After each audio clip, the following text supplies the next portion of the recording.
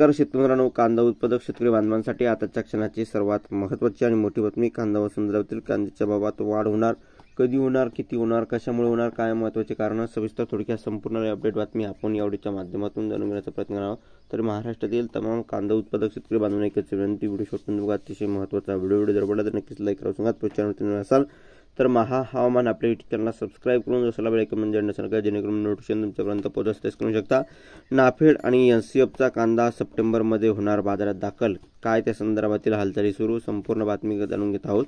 बघू शकता, एकंदरीत दिल्लीच्या पथकाकडून खरेदी केंद्रावर झाडाझडती. प्राप्त माहितीनुसार 4 ते 5 दिवसापूर्वी दिल्लीतील पथकाने नाशिक जिल्ह्यातील नाफेडच्या कांदा खरेदी केंद्रात तपासणी केली. यात आवक जावक रजिस्टर तपासले आणि एकंदरीतच या ठिकाणी नाफेडच्या कांदा खरेदी दरवर्षी घोळ होत असल्याने तक्रारी पाहता केंद्र सरकारने अधिक खबरदारी घेत असून तपासणीतून काय साध्य झाली तर हे सांगण्यात नाफेडच्या अधिकाऱ्यांनी स्पष्ट शब्दात नकार दिला. त्यामुळे याबाबत गुप्त कायम राहिली आहे.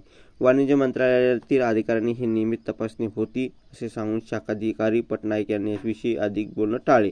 एकंदरीतच या ठिकाणी दिल्लीतील बैठकीत भावावर चर्चा.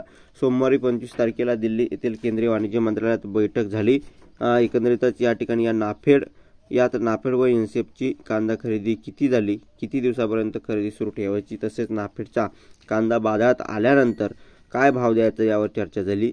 त्यात सप्टेंबरच्या दुसऱ्या आठवड्यात खरेदी केलेला कांदा बाजारात विक्रीस आणण्याचे धोरण निश्चित झालेले आहे.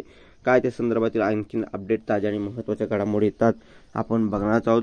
परंतु या ठिकाणी बघितलं, सप्टेंबरच्या कांद्याला बफर स्टॉक बाजारात येणार असल्याचे, पुन्हा एकदा शेतकऱ्यांना कांद्याचे भाव कमी मिळणार असल्याचे केंद्र शासनाच्या शेतकऱ्यांच्या धोरण निश्चित करावे लागेल असे शेतकरी संघटनाकडून सांगण्यात आले.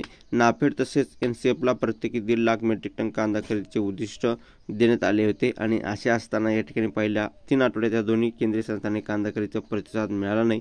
नाफेडने कांदा खरेदी बंद करावी अशी मागणी अनेक वेळा शेतकरी बांधव संघटना अध्यक्ष भारत दिगोळे यांच्यासह अनेक शेतकरी बांधवांनी केलेला आहे. आणि या ठिकाणी बघितलं तर एकंदरीतच या ठिकाणी सरकारने याची दखल न घेता कांदा खरेदी कमी भावाने सुरूच ठेवली आहे. धन्यवाद.